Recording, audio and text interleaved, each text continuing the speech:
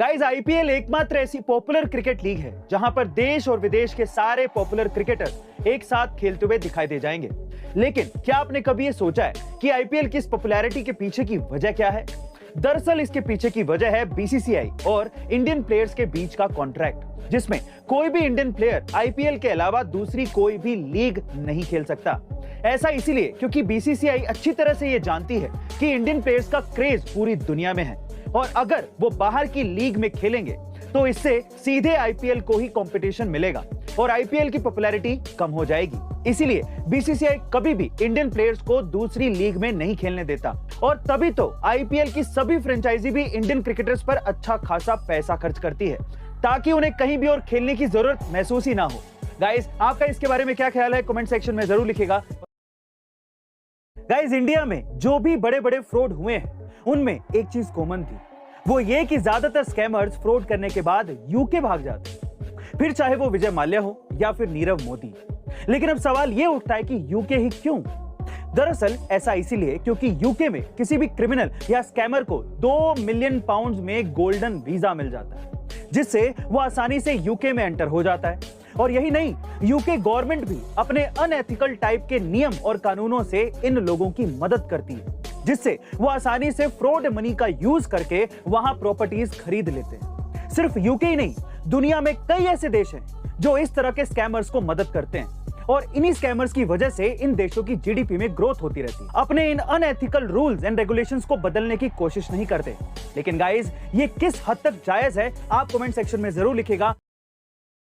Guys, आप ये तो जानते ही हैं कि फोग इंडिया का टॉप सेलिंग परफ्यूम है, लेकिन क्या आपने कभी ये सोचा है कि कुछ ही सालों में फोग इतना पॉपुलर कैसे हो गया? दरअसल ये बात है 2011 की, जब विनी कॉस्मेटिक ने फोग को लॉन्च किया था। उससे पहले 2010 तक जितने भी परफ्यूम आ रहे थे वो मेजिस्ट्री और अल्कोहल बेस्ड थे, साथ ही साथ वो लॉन्ग लास्टिंग नहीं थे। बट फोग बिना गैस का परफ्यूम था और कंपनी ने इसे अलग दिखाने के लिए इसी तरह से एडवर्टाइज भी किया था। साथ ही उन्होंने एक बोतल पर 800 स्प्रे की गारंटी दी थी, जो उस समय एक रेवोल्यूशन मार्केटिंग स्टंट था। लेकिन साल 2015 में फोग ने अपना असली दाव खेला, जहां उन्होंने एक एड लॉन्च किया जो कुछ इस तरह से था, जनाब क्या चल रहा है, हिंदुस्तान में तो फोग चल रहा है। ये एड आपने भी सुना होगा। इस एड के बाद ही फोग इंडिया में एक मीम की तरह वायरल हो गया, जिससे फोग का मार्केटिंग शेयर 12% से बढ़ गया और फोग की वैल्यूएशन 8,500 करोड़ रुपए तक पहुंच गई। गाइस, गजब की मार्केटिंग स्टंट है ना ये। गाइस, ये कहानी है साल 1994 की, जब फिएट कार ने अपनी एक नई कार के लॉन्च के लिए एक मार्केटिंग कैंपेन चलाया, जिसमें वो फीमेल पॉपुलेशन को टारगेट करना चाहता था और इसीलिए उन्होंने स्पेन की 50,000 से भी ज्यादा महिलाओं को एक सीक्रेट लव लेटर लिख डाला।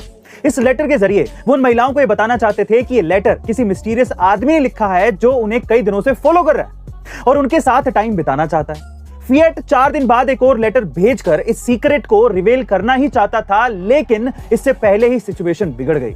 कई कपल्स के बीच में इस लेटर को लेकर सीरियस आर्गुमेंट होने लगे और हजारों महिलाओं ने अपने आप को घर में लॉक कर लिया, सिर्फ ये सोचकर कि उनका कोई पीछा कर रहा है। फिएट समझ चुका था कि उनसे बहुत ही बड़ी गलती हो चुकी है, जिसके बाद उन्हें उन तमाम महिलाओं को माफीनामे के साथ फाइन पे करना पड़ा। गाइस, इसीलिए तो कहते हैं कि प्लान को एग्जीक्यूट करने से पहले उसके बारे में सोच लेना चाहिए। ऐसे अमेजिंग वीडियोस के लिए शेयर, सब्सक्राइब एंड लाइक। मिलते हैं अगली वीडियो में।